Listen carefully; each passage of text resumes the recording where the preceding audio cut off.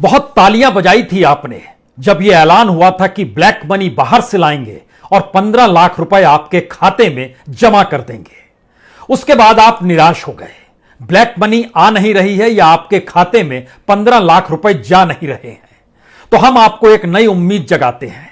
2024 के चुनाव तक इस देश में जो प्रधानमंत्री पद का दावेदार होगा वो ऐलान कर सकता है कि ब्लैक मनी हम बाहर से लाएंगे और आपके खाते में 15 नहीं 25 लाख रुपए डाल देंगे।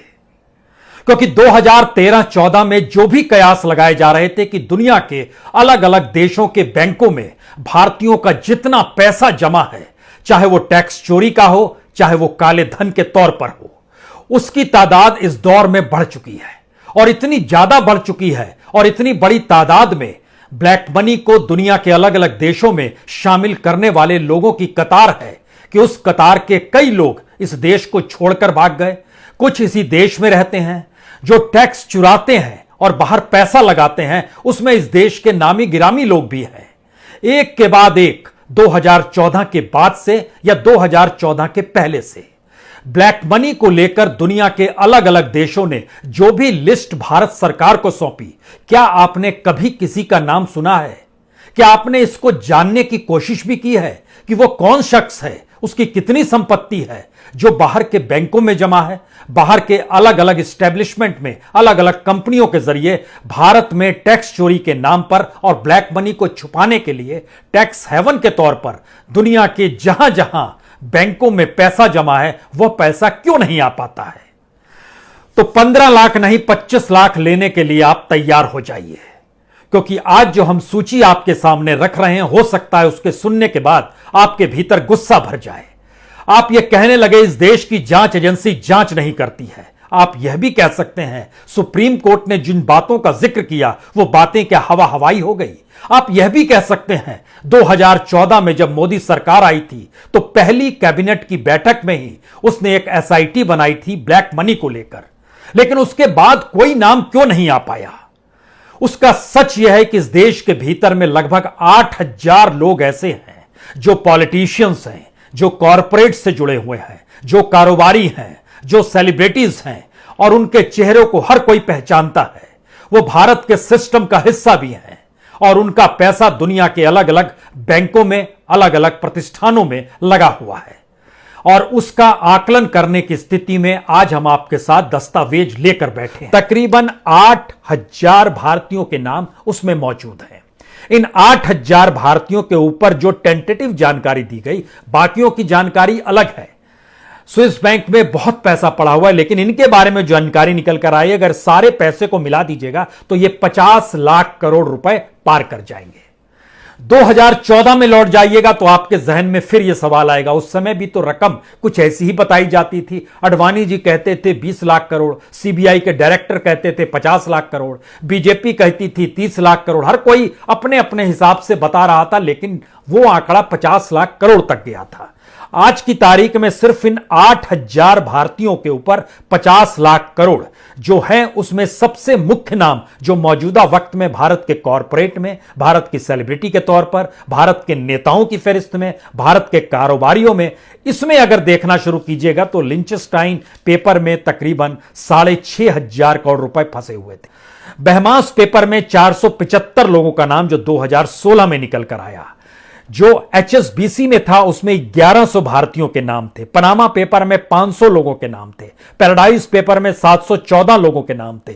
और कुछ दिनों पहले जो पेंडोरा पेपर आया है उसमें 300 लोगों के नाम है। सवाल यह है, भारत के भीतर ऐसे ऐसे लोगों के नाम इस पंडोरा पेपर में जब आए तो पुरानी चीजों को टटोलने की इच्छा हो गई, क्योंकि मौजूदा वक्त में भारत के वैसे लोग जो हैं अपने आप को भारत में दिवालिया घोषित कर चुके हैं। मसलन अनिल अंबानी, उनका नाम भी पेंडोरा पेपर में है कि दुनिया के अलग अलग हिस्सों में उन्होंने कितने करोड़ खरबों खपाए हुए हैं। भारत में जिसको भारत रत्न मिल गया, सचिन तेंदुलकर, उनका और उनके परिजनों का नाम भी है। कितना पैसा उन्होंने टैक्स से बचाने के लिए बाहर दे दिया। यानी जिनको पद्म भूषण, पद्म विभूषण सारे तरीके से इस देश में सम्मानित किया गया, उसको भी इस देश में टैक्स बचाने की जरूरत पड़ती है।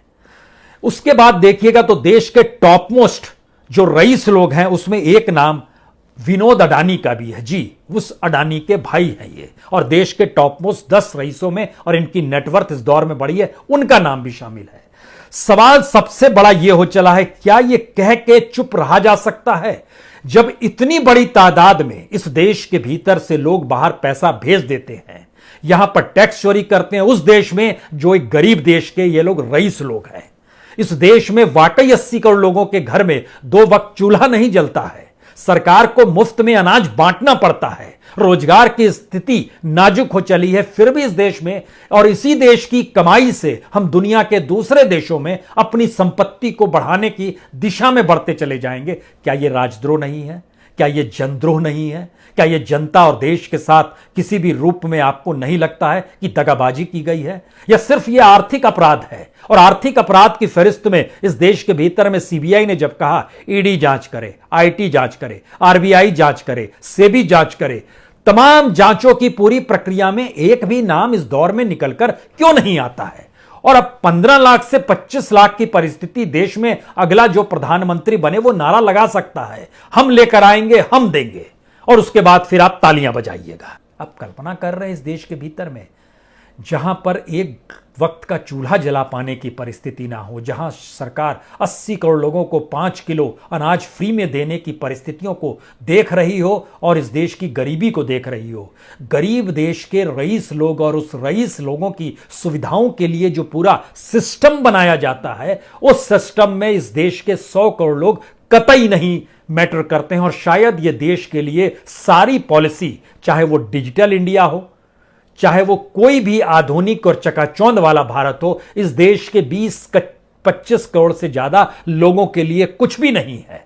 बाकी लोग कीड़े मकोड़े की तरह जिंदगी जिए, सरकार पर आश्रित रहें, और उनका महत्व एक बराबर का चुनाव के वक्त वोट देने के तौर पर होगा, और वहां भी वो वोट हम आपके अनुकूल कराने की परिस्थितियों को पैदा कर लेंगे, क्योंकि पेट भरना महत्वपूर्ण है, कुछ पैसे जेब में होने चाहिए। इन परिस्थितियों में अगर यह देश चल रहा है तो जरा कल्पना कीजिए, क्या वाकई ताली बजाई जा सकती है कि 15 लाख रुपए काला धन जो देश में आता वो मिलेगा और आने वाले वक्त में वो बढ़ते बढ़ते 25 लाख तक हो जाएगा? इस स्थिति में ये देश जी रहा है। कमाल की परिस्थिति है। और इन परिस्थितियों में देश में जो पॉलिसी हजारों करोड़ों की बनाई जाती है उसका पैसा कहां पर है?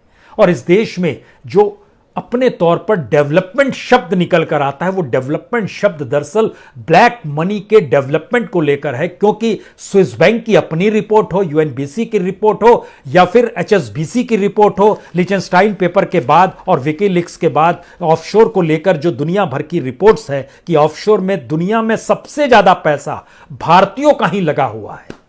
और कमाल की स्थिति है, इन सब के बीच भी कोई गुस्सा इस देश में नहीं है। खामोशी के साथ हम ये मानकर चलते हैं, अच्छा उसने टैक्स चोरी की है, ठीक है, उसने आर्थिक अपराध किया है, ईडी ने दबिश दे दी ना, यह इस देश के साथ विद्रोह की परिस्थितियां हैं, यह राष्ट्रद्रोह और राजद्रोह की कैटेगरी में आता है। बहुत बहुत शुक्रिया, बहुत बहुत शुक्रिया।